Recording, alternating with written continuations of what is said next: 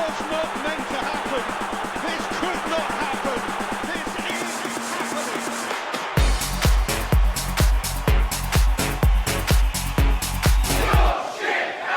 And we're off. Ladies and gentlemen, boys and girls, another special Euro Cup episode on the Coach's Son.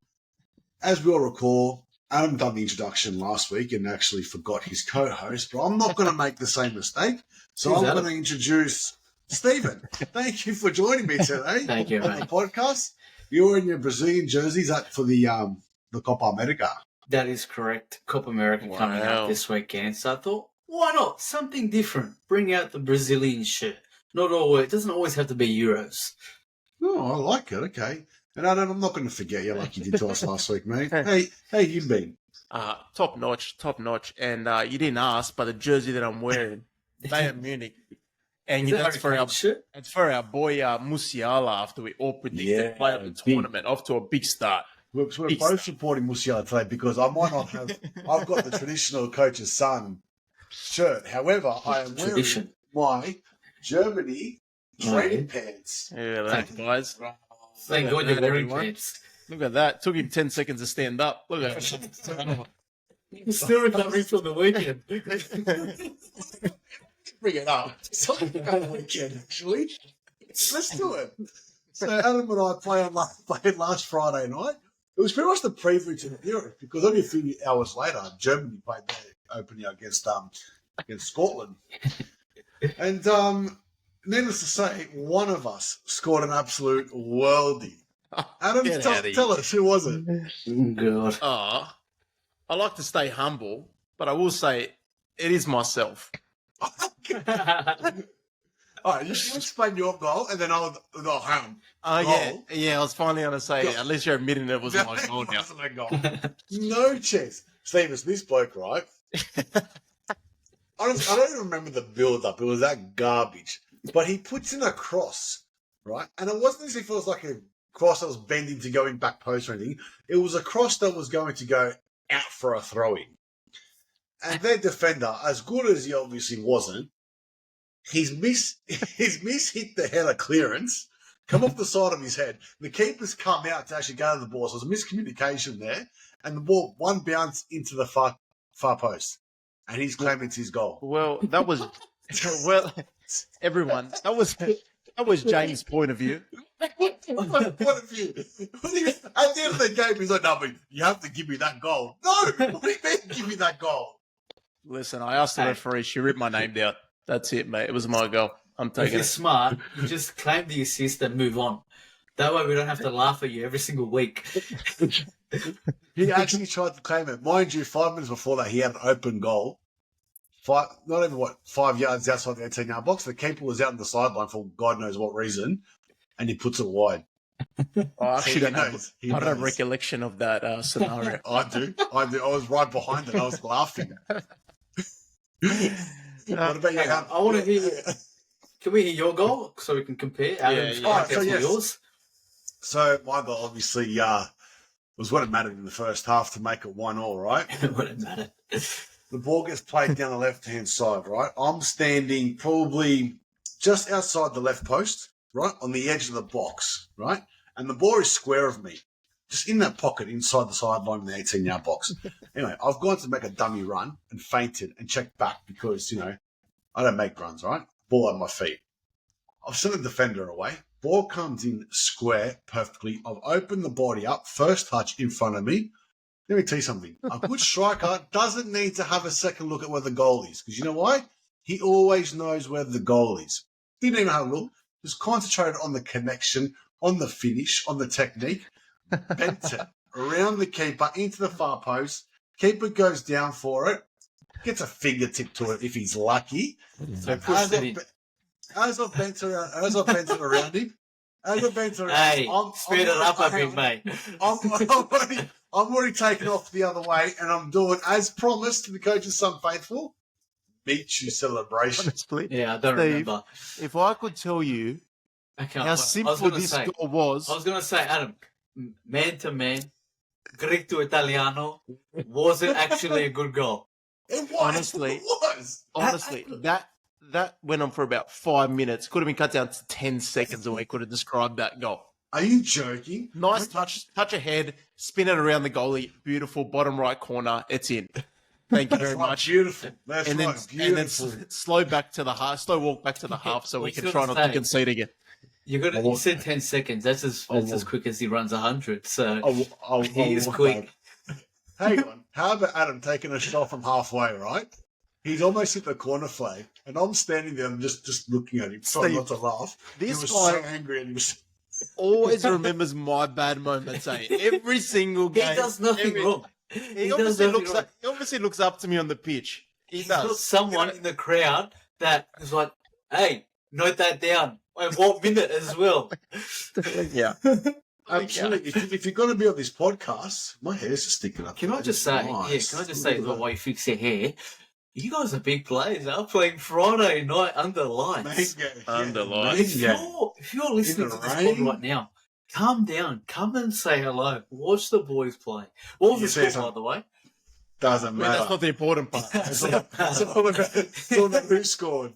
Honestly, but what a goal! I'm saying goal of the season contender just for the finish. Yeah. We're not going to talk about the score line because as much as it's a team game. Comparable to when Foden's second goal against West Ham. It was comparison to Foden. He was just on the right foot. When he was going to come across his body and he just bent at far post, it was pretty much the same.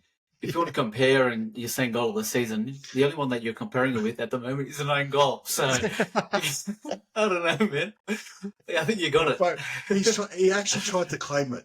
He got off the field and he started arguing with me. I'm not trying. He started arguing with me. No, you have to give it to me. That's my goal. That's my goal. Let me have my goal. Fucking goal. All right. That's enough. On target. Enough, mate. We've got lots to talk about. We had the first round of Euros that just finished up. Lots to dissect, lots of talking points. And, of course, the coach's son curse strikes again. Should we start with Group A? Yeah, let's do it. Let's go. Yeah. We'll just quickly go over the two results. So, Germany. Results. Well, we'll just go over that group for now. Germany, Scotland 5-1. And Hungary, Switzerland 3-1 to Switzerland. Did we catch these games, lads? Oh, I mean, obviously, we backed our boy. I mean, you talk about the coach's son curse. Didn't really have any effect on Musiala, did it? Absolutely not. Wasn't watching. Absolutely not. Hey, what are you doing, Musiala? Get on the podcast, mate. Hey, don't jinx it. Saka is not a star boy. Musiala is the star boy. 100%. He is. Gets on the score sheet, 5-1 victory. I mean, Adam, was Rudiger's goal, was that an own goal? Honestly, yes or no? Was it an own goal? No, it was actually a good strike. Great strike. But he actually looked like he tried to put it in. The way he put his head across. He did, I'm telling you. Trying to put it in. Yeah, two big defenders.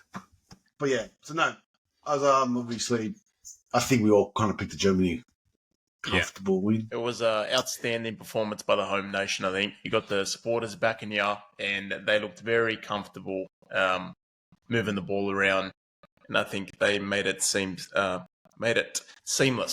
And it probably could have been a lot more, to be honest. But Scotland defensively switched it on a little bit, but they didn't have much of a game plan, I think, after Germany put the first couple away. So they've got more under their kilts than they did on the pitch. Have you seen those?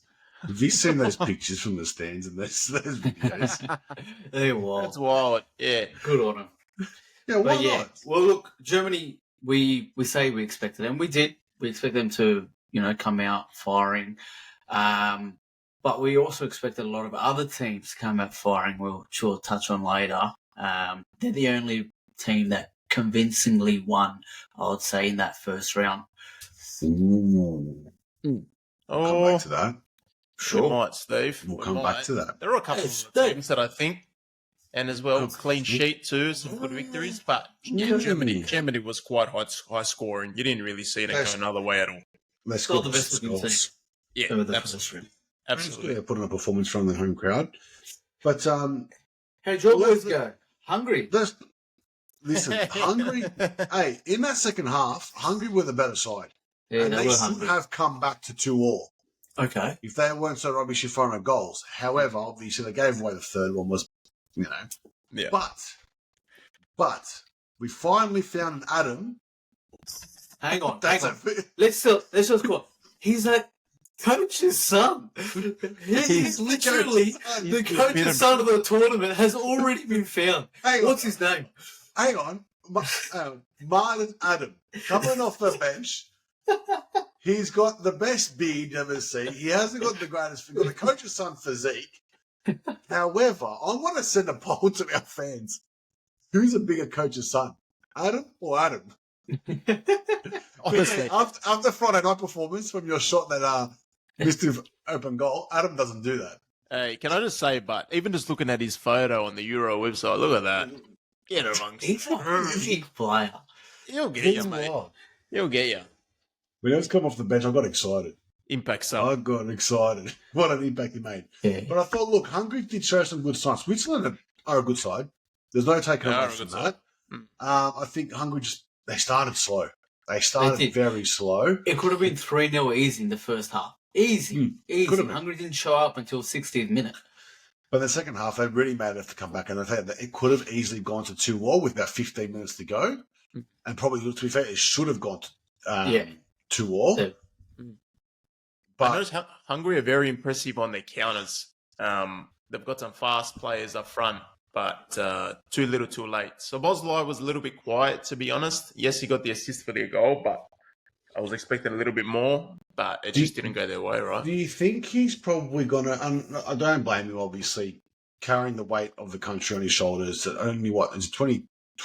Yeah, 23? 23. Yeah, 23 maybe, yeah. Do you think, just because he plays for Liverpool and he is captain, people are putting too much pressure on him to do well this tournament? Or do you think it's, no, if he wants to make his point, he needs to? Yeah, I think, the whole season wrapping up, even outside of the Euros, I think, and then that poor performance, and then trying to finish the season strong, and then you're going straight into Euros too. Like you just mentioned, with all that pressure, it's a little bit hard, right? And you're predominantly your playmaker, and you're looking to get the ball from all options. He's got a gas tank, and he can run all day, but when things don't just go your way, I think it just doesn't work for you. And like you said, they only switched it on right in the end, so it defensively a little bit slow at the beginning too as well. That's what made it hard for him too, and Switzerland took advantage of that. Well, I think obviously going forward now, I think it really leaves for an interesting group. Yeah. I think it leaves for an interesting group because Scotland, I believe, never actually gave themselves a chance against Germany. However, they're coming up now against Switzerland, which is tomorrow morning at 5 a.m. as we record this, right? And Hungary play right before that, right, against Germany. Now, obviously, no one's given Germany a chance to get a result against. Sorry, no one's giving Hungary a chance to get a result against Germany, right? Yeah. Big upset But if Germany I'm saying, Scotland will be looking at this fixture going, well, we've got the big one out of the way. We all said it's going to come down to the other three to get that second spot. Mhm. This is a tasty fixture. Yeah, it is. You almost want to get the big team out of the way, right? I mean, if they were lucky enough to even get a point, which they didn't, but then again, you try and take advantage of your next two games. Yeah. I don't know. I think Switzerland will be too strong for Scotland, and I think the Euro is going to be over after 2 games. And you can win 1 game and make it through, but their goal difference already, it's -4. So they literally have to scrap for everything in these last 2 games. I don't think they've got the quality to make it out. That's the beauty of it, right? Because even in the last game, Hungary will be fighting for everything. They both could come away with, 0 points versing each other in the last game, and probably both of them won't even make it through. Hungary and a Scotland result. Yeah. Hungary and a Scotland result. If Switzerland, the group could be over this tomorrow morning. If Germany get a win, which obviously would look likely, and then Switzerland get the 3 points against Scotland in the morning as well, the group's done. Very much, yeah. It's over. So, I mean, Hungary need to go out there and hope and pray and battle like they did the last half an hour for a point at least. But more importantly for them, win, lose, or draw, it doesn't matter. It depends on Scotland showing up for them. So, again, it's very difficult to predict because you've got 3 teams still trying to fight for a second spot and they all need each other's help. So, Switzerland can ruin all that fun by winning tomorrow. So, hopefully not. Well, there's no reason why Hungary can't get a result. We saw the quality that they had in that second half, and it's not like it's why not? They're your dark horse. Now you're not backing them. All you need is I backed them against your Switzerlands and your Scotlands, not against. For that second place, not against. If they're going to be a dark horse, they need to be beating some of these big teams, and now they've actually got the opportunity to do so to help them qualify for the next round. To be fair, all it does take is an early goal. Maybe something to take advantage in that game against Germany, and just to hold the fort. Speaking of early goals, then let's move on to Group B. Albania with the early, was it 26 seconds or something? I think it was even less, 22 seconds, I think. Going 1-0 up against your boys, Italia. The motherland. What's going on there? Can I honestly say, getting up obviously in the times that we do in Australia to watch these games, even though it wasn't a weekend, it's almost like the first minute, yes, you're excited, but it takes a little bit of time to actually start focusing on the game. I actually don't even think. And I was looking at the screen, how fast this goal happened. You're still making a video. I honestly could not believe it. But yeah, still looking for your coach's son mug at that stage. Not enough of it's not a dipio. And it happened to be the fastest goal in all Euro history, which is unbelievable. And of course, it came against Italy. The most the country most renowned for their defense. Exactly. Which was you're an Italian correspondent. Tell us, what do you think of the Italian performance? Honestly, after that, it was unbelievable. After that switch off, it was that small lapse in play by DeMarco, which then played unbelievable the rest of the game. It just went up to about 80% possession. I think it was almost close that again for like the next 60 minutes of the game. After that, so we scored, and I think in between the 10th and 20th minute, we scored 2 goals. Probably could have been a few more. Albania, to be fair, had a couple of chances, but we switched on from that, played in smart football. Italy showed definitely some positives out of that, and I think, and had mentioned, a lot of people had said they're their dark horse and they're still a strong team, even though people write them off and they haven't done too well the last couple of tournaments or even made it through. But predominantly, it could work in their favour a little bit, and I think it was important to get that win, even though everyone's not looking like Albania is going to be an amazing threat in that group. Who's dark horse hasn't done well in the last couple of years? No, it was... They're a big side, Albania, all right? No, it's a serious question. He just said that someone's a dark horse that hasn't done well in the last couple of years. Italy. I said some people would say that Italy is the dark horse, yes. Well, the previous Euro Cup winners haven't done very well in the last couple of years. Hey, listen. Stop trying to play it down. I know what you're doing. Listen. You think you're very clever. You're trying to play it down. That first minute was disgrace. It was horrendous. I've never seen anything so bad in my life. Because obviously we have big influences across the football world. Yeah, we're trying to play it down so the media attention stays away from Italy. Can't be too biased. Nah, look. I think they did well to turn it around so quickly. There were other results in that first round where top team did concede the first goal and didn't actually come back. So they did obviously great to come back in the next 10 minutes. They scored 2 goals, but after that. Just watching the highlights, looks like there was chances for both teams, and Albania could have easily equalised, but Italy got the job done and got 3 points, which is probably the most important thing. Absolutely. Well, then, it's going to obviously take up a tasty fixture this Friday morning against Spain, as they had and this is the other game I was talking about, Stephen, regarding obviously a comfortable victory, 3-0. Against a Croatia side that, let's be honest, for a country of their size, they always show up for a tournament. Yeah, but you look at 5-1, where Germany were completely dominant, and 3-0, if you don't watch the game, it looks like it's an absolute blower, and they dominated. But they didn't. Croatia had some unbelievable chances. Yeah, They they even did. missed a penalty, which would have made it 2-1 or even 1-0. I'm not too sure. Yeah. But they could have easily been back in the game. But yeah, obviously, again, Spain did the job. And what surprised me the most was Morata being captain of that side. Yeah. How do they not have anyone else that can captain that team? He's done so well, but the last year. He's been playing unbelievable for club and country, though. I think he's got the worst technique for a striker in the world. Puts him away. I'll say the same about your Him and brother. Salah next Puts to him each away. other.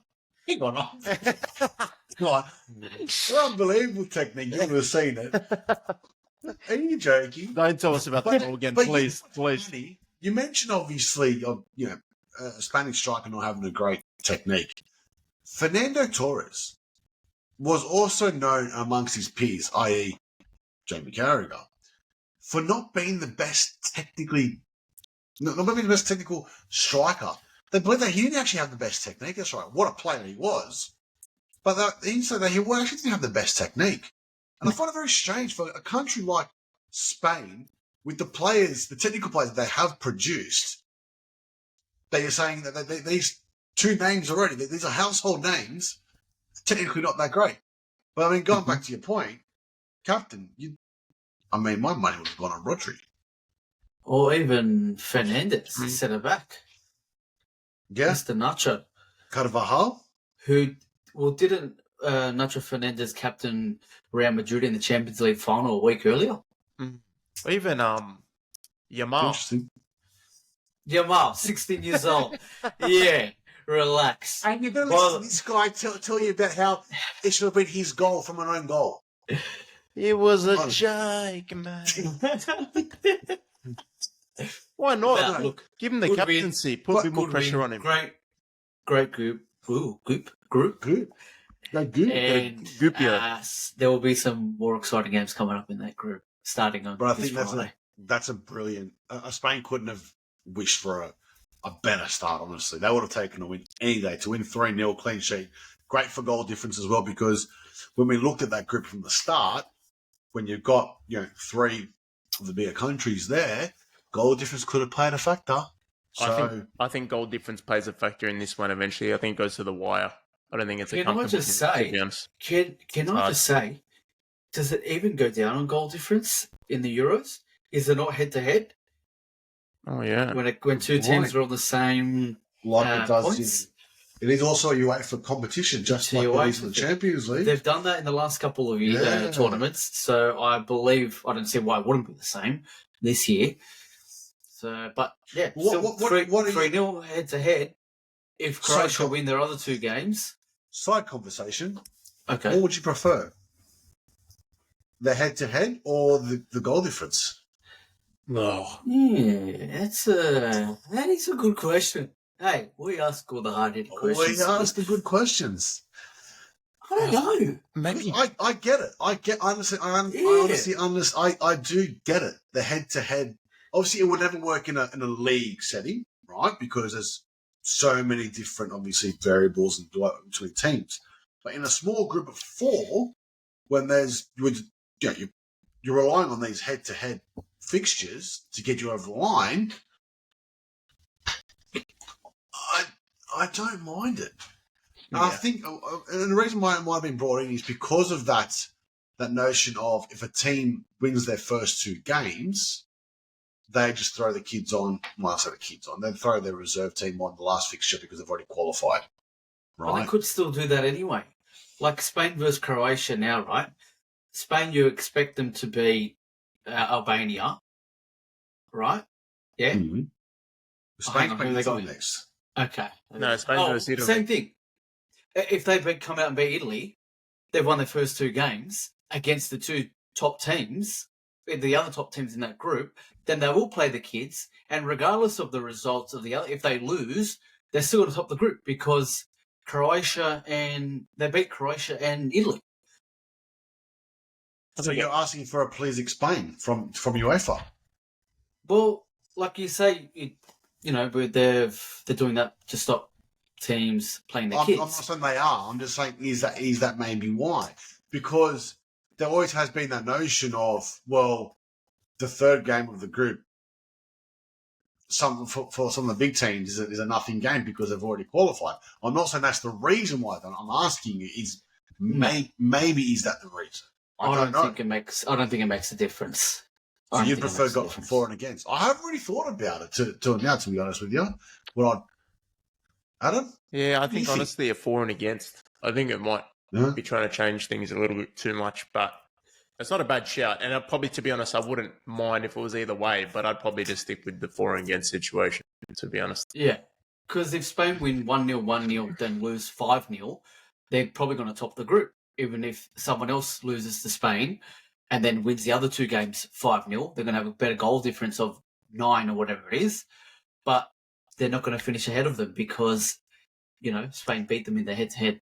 And I suppose you're right in this is because it's also like going back to how they changed the away goal rule in like European competitions in clubland, in the sense that like now that they've got rid of that, it kind of loses that edge because you could be watching the game, the third fixture of the last group game, going, hey, these guys need to win by 2 to win. So even if they score 1, that's not enough. They have to push on and score a second, which could leave them vulnerable at the back. Same with the away goal rule. You've got to win by 2 because you've lost the first fixture by 1. You've got to push on now and win the game by 2 because 1's not going to be enough because of the away goal rule. Did you actually, just also added on to that side note, and out of the Euros, did you guys enjoy that? That wasn't part of Champions League? I prefer the away goal. Away goal is so much better. Yeah. I think it's more exciting. Yeah. And that's the thing as well, because it really, you appreciate you defending a lot too, because, when you're at home, the anticipation and expectation is that you get a result. But not only, get a result, but also you hold the other team out. And it's kind of that respect in the sense that we conceded a goal on our home turf. That's, I don't know, it's embarrassing, but it's like, well, you should cop, at that level, you should cop, not like 2 for it, but be penalised for that. And it builds extra pressure. Good point. All right, let's move on to Group D. We had Netherlands 2-1 over Poland. Had missed Group C, mate. Oh, hang on. Sorry. Group C. Don't worry about C. Not important. Can't even say Group C. Group C. No good. Slovenia, Denmark. And Serbia, England. Yeah, what was the score, please? So Slovenia, Denmark, a tasty 1-1 draw. And then Serbia went down to England 1-0. Mm-hmm. What did we say? What did we like? Adam, you've got Denmark as your dark horse. I did. And I still think it was a promising game from them. I just think they lacked off again. There was patches of it where I think it could have been improved, but I think Slovenia actually just came out and actually had a good game, and I think I underestimated them a little bit, and I think a lot of people might have too. But a draw is not a bad result for either of them, I think. And that's another group I think that might go to the wire, but we're going to have to wait and see with that one. I think it's a bad result for Denmark, if I'm being completely honest. They would have got 3 points to start off with, knowing or thinking England is going to win their game against Serbia, which they did, which will then come off to a Denmark-Serbia playoff, almost like a playoff to make it into the next round. The fact that Denmark didn't win, they almost have to go out now and get results of both Serbia and England, possibly. But this is the beautiful thing about the Euro Cup, right, is because you might see this result and go, oh, it's a bit of a roughie. Slovenia should be losing against teams like Denmark. It's an odd result. However, as we go through these results, there's a couple other results in there that no one wouldn't have picked. No, I guess it's the beauty of the Euro Cup in the sense that, anyone can beat anyone. Yeah. And that's what, going back to my point, even some of the games where the big teams did win, they were pushed all the way. England being one of them. A couple in the next round, only winning by 1 goal, where I thought, before the game, just looking at the team sheets, they should be winning 3-4-0. But no. Yeah. This is the Europe. Expected favourites got pushed to the limits. So obviously you're looking at England only winning 1-0 against Serbia. We'll say only, but again, in a cup competition, that's all you need. It was funny, like obviously seeing the English media and a lot of people saying that they're not playing well and stuff like that. But also, years past, they would have taken a rubbish performance and a 1-0 win. You know what I mean? Yeah. They do that a lot. They do that a lot. Since we've been watching them for how long, every single tournament, they usually just scrape a 1-goal win or 2-1 win in their first game. So well, even though they usually build into it. But it's that mentality again now. It's like, oh, they're playing rubbish or whatever it is. Like, well, no, that's all you need sometimes. Yeah. We know they've got the quality to go and play better, but you know what? It could have easily been a draw. And you think they're predominantly bad side either? Do you think they're predominantly going into these games as well, even though they're playing a great team or even starting a great squad, just to get past the group stage? Is another point. Are they putting their best foot forward to actually try and convincingly win these games? I think there's a we have to have a look at the mentality of Southgate as well, right? Now, obviously, he's played Declan Rice and Alexander Arnold as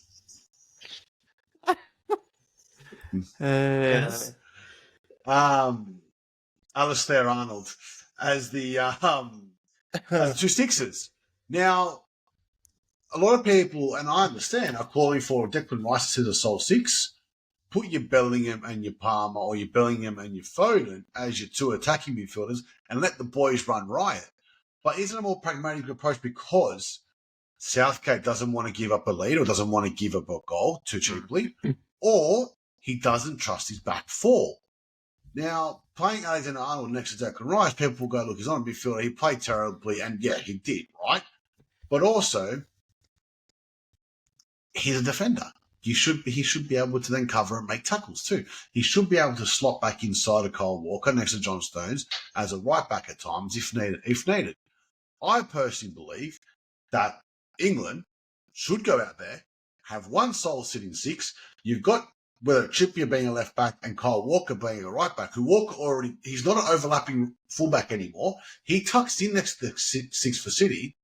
I'm sure Trippier has the smarts to do that as an inverted left back anyway. And you've got counter-attacking cover right there anyway. So you play the sole 6 and let the boys up front do the work. I will say moving your right back to centre mid isn't something new. We've seen Philip Lahm do it in the past. We've seen Zanetti do it in the past. I feel, though, those guys are a lot more defensive, where they're putting Alexander Arnold in the midfield for his creative ability. Yeah. So where you're saying he should be able to slot back in, yeah, he should be able to. Correct. But the bloke can't defend for Liverpool when he's playing at right back. So he can't defend that back post. I agree. He can't cover. So why not just play in a system where the ball's forward, Kyle Walker tucks in, Trippier tucks in as that cover for the counter attack, play Declan Rice as a sole 6, and actually go at teams. Have some proper midfielders in there that can play in the midfield, that play week in, week out in the midfield, and go out teams, like you just said. The hard part is, I don't think Trent had the worst game. It was probably a little bit brave to actually start him, but you've also got the players on the touchlines, but I think what was their main aim, because they used Saka a lot. You had mentioned Foden didn't have his best game, and I don't think predominantly should be on the left. And we spoke about this before, that it works for City, but it doesn't work for the national team. So I think predominantly there you have the other option of Anthony Gordon had an exceptional season. He plays on the left. Predominantly, maybe you bring him in, you give it a go. Palmer. Then you bring him in. Palmer's another one that's also on the bench. There's players that can. Why haven't you mentioned Jared Bowen? You're his number 1 fan. Because he's already at the facilities in Madrid, just warming up, mate, getting ready to go. No, well, to be fair, he came on for Saka, and he is predominantly the only one on that right side you'd think to bring on for him anyway, to be honest. As well. Yeah. Probably should have got an assist. Kane had a great save. Kane was unlucky, but Kane was also very quiet. So I think offensively it didn't go their way as much as they wanted. And defensively, I think they were actually quite strong in this game, where vice versa, everyone thought it was going to be the other way around because everyone, the talk has been about them being so poor defensively, and their front six is unbelievable for the options they have. And I think even going back to the World Cup when they played against France, and like obviously considering they started very slow at tournaments and whatnot, and I think they started off that game very slow, the first 20 minutes, I don't even remember. Then all of a sudden, there was some sort of belief that, we can go at France and we can get a result here, and they probably should have in that World Cup game. Why not just do that from the start of the tournament? What's the alternative? Losing? It's not as if they've won anything recently anyway. But it's not as if they haven't made it deep into a tournament with Southgate at the helm. So I don't see him changing it. He used to have Declan Rice and Calvin Phillips. Even before that, we had Eric Dyer used to play defensive midfield. I can't remember who used to be next to him, but he used to play defensive mid for England as well. So it's nothing different. Like we've seen this before with Southgate. So I'm not surprised that he didn't go all out attack. Well, have to wait and see. We'll wait and see if football is coming home. I think we'll wait and see. Group, what's next group? Group D. Group D. That's your Austria, France, and the one that Stephen almost mentioned before was Poland, Netherlands. Almost. And I think, Adam, Netherlands, you said that in the last episode that Netherlands were absolute great value and one to look out for. They did. They had an exceptional run through the qualifiers. Plenty of goals and defensively very strong. And we spoke that in our last episode. Their backline, the options that they have is endless and it's really strong. But offensively, they've done well, and I think they probably could have put a couple more away. But it's hard to say because the options were there. Holland was actually quite strong, to be honest, and was surprising with Lewandowski out. So I think there's potential for them in the group stage, to be honest. It's a little bit hard now with, obviously, the other game we'll talk about eventually with France up in air. Mbappe, don't know if he's going to be out. Probably scares there in camp for them. He'll be fine. Right. But I think Netherlands is a strong start. They'll be happy with that, even though it was a late goal. And who comes through and scores the winner again? Of course. Mr. Camilo Wowo. He's everywhere. He does it so often. He does. He does it so often. He does. They could have been up 3-4 goals Yeah. easy. They missed some massive chances, Yeah. Netherlands. Massive. And it's just Memphis Depay. He gets in some absolutely incredible positions. But it's almost as if he misses 3 sitters a game. And then Weghorst comes on, scores a winner every single week. It's true. And you know what? And Gapco and Depay were very unhappy about being subbed off for him. And then a couple of minutes later, he actually scored his goal. Yeah. So, Gakpo. But obviously, good, then, you know what? Let's not forget they lost on penalties in the World Cup yeah. to the eventual winners of the World Cup. Yeah. So I think, like we said in the other episode, they are genuine value to win. I really do 100%. like them. Genuine 100%. value to win. 100%. France, obviously, we'll quickly touch on them. 1-0 victory against Austria. Own goal. Well, I guess the big news out of that was Kylian Mbappe. Broken nose. Like I said, we think he'll be all right next game. He'll be fine. He's already had his surgery. He'll have his mask on next game. Who are they versus the next game? Is it the Netherlands? That's going to be the big one. I think so. Yeah. I think he'll be fine to play. Netherlands, Saturday morning, 5 a.m. It's a big game. Yeah. And they had each other in the qualifiers as well, so they know each other very, very well. I think it'll be very tight.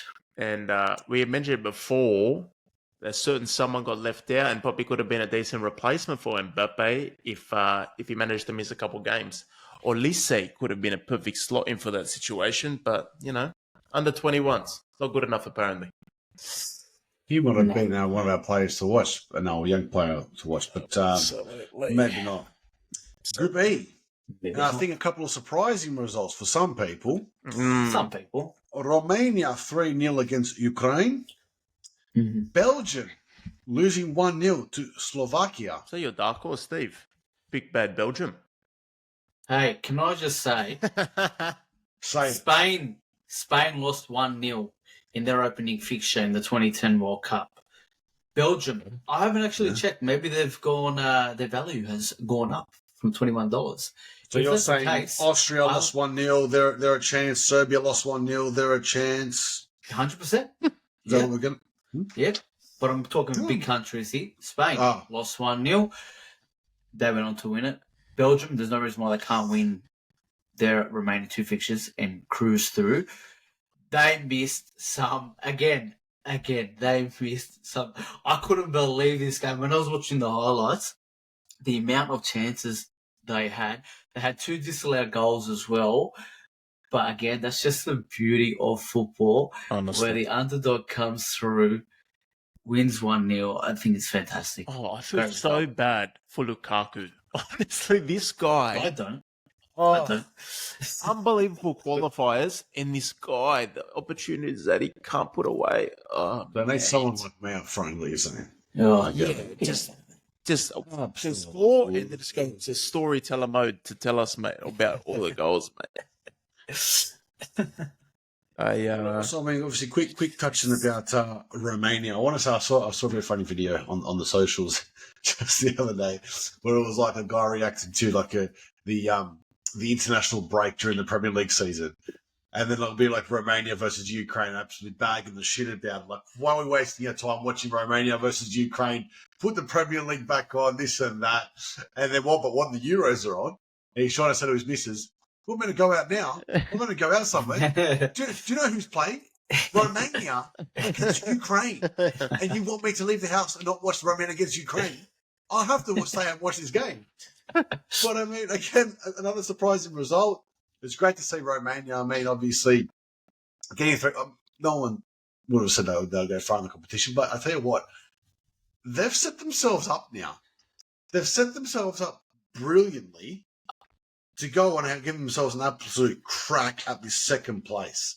Mm-hmm. Because, I mean, most people would say, look, obviously Ukraine would probably be the pick for the second. Mm-hmm. And like we just touched on, it's head-to-head, not goal difference. Yep.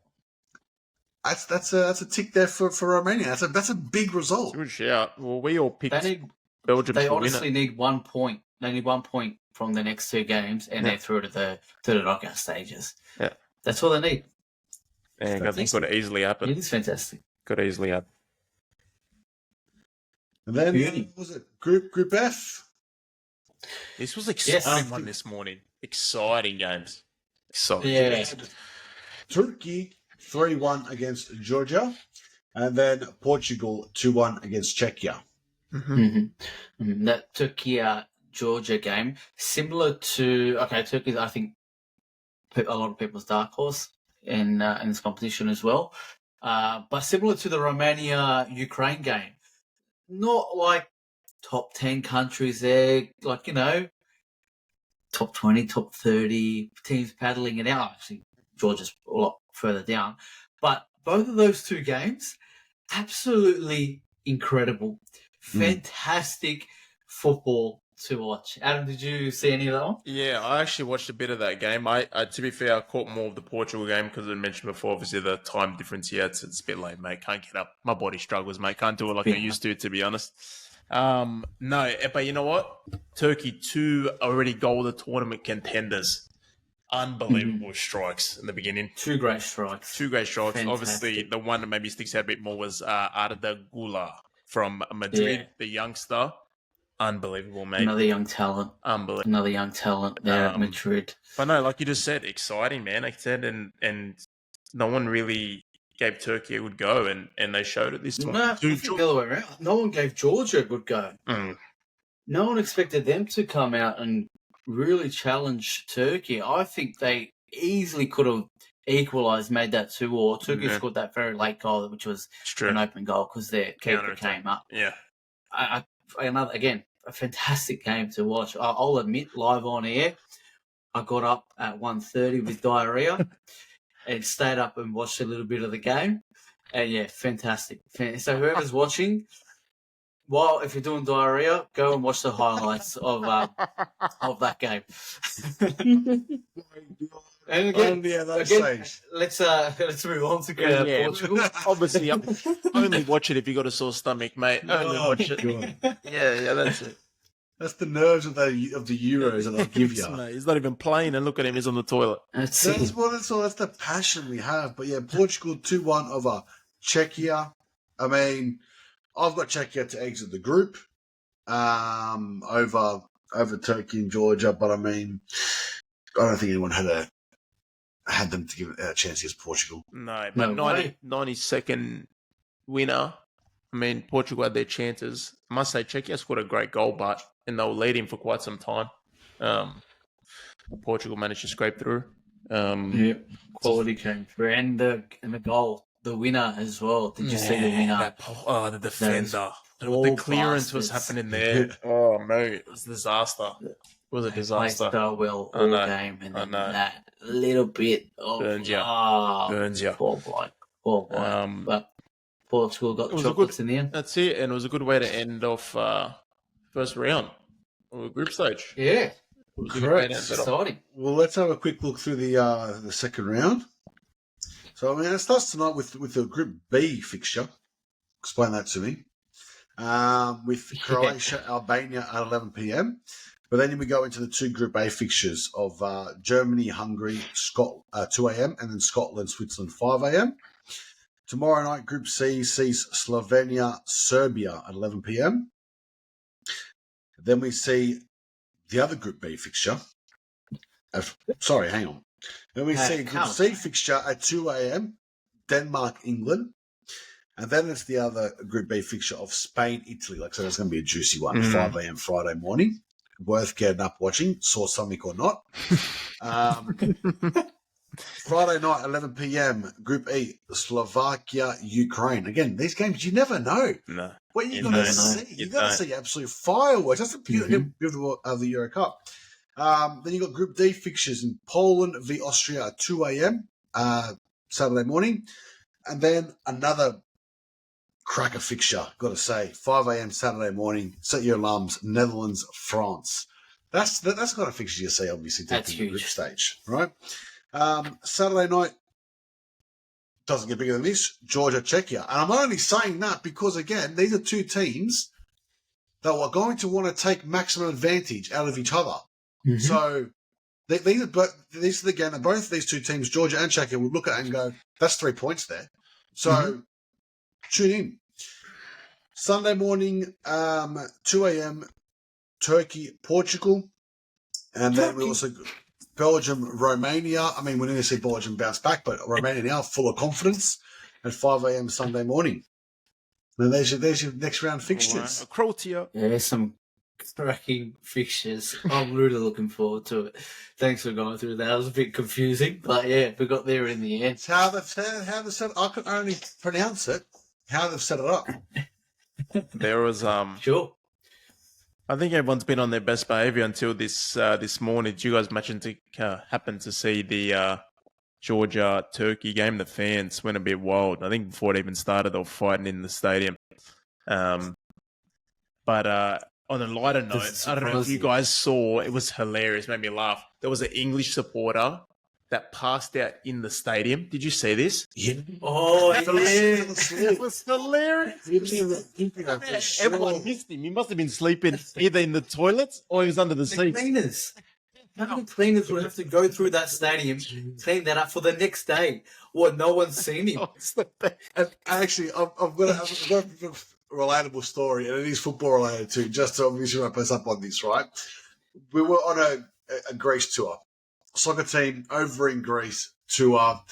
We had a late night game, right? So as you can imagine, we played 10 games within 2 weeks. We were a bit buggy. So we won their games towards the end, right? We had a late night game. The bus pulls up at the hotel close to midnight, right? And one of the boys in the back of the bus falls asleep. To this day, he blames me for whatever reason. He blames me for not waking him up. Anyway, everyone gets off the bus. Everyone gets into the hotel. The bus driver doesn't notice him. Drives to the bus depot. This guy's not Greek either, so it was like he's just sleeping in the back of the bus. The bus driver does his last checks with his torch and sees this bloke sleeping in the back seat. Oh, the bus driver has to then drive back to the hotel and drop him off, wake him up and go you back to the hotel while we're all waiting for him. And everyone is like, "You are wild." Oh, my days. We want us to get him on. We want us to get him on. Lucky the bus driver done the final checks at the bus depot. Can you Otherwise, imagine? he would have woke up in the morning at a random bus depot in Athens. Yeah, they're doing final checks on the bus. But when there's a stadium on a major tournament, let's not check the whole stadium. Honestly, or leave him there. I reckon the cleaners saw him and they said, "I'm not even going to bother. Just leave him." Nah.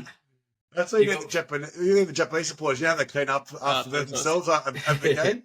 They need them to, but they wouldn't work him up for sure. That's respectful. Just hilarious. Just takes out his camera and just films himself. Just filming around. Just woke up. Yeah, right. Just woke up. Fucking best. No. Look, honestly, it was a big fella. There's no waking him up. Yeah, anyway. 100%. No, and it's such a standard, England supporter situation. Hilarious, but loves a drink, passes out somewhere. We love it. We love a Euro Cup. Oh, the best, mate. We love and it's only the first round. That's hilarious. I know. Can't wait Yeah. what's to come.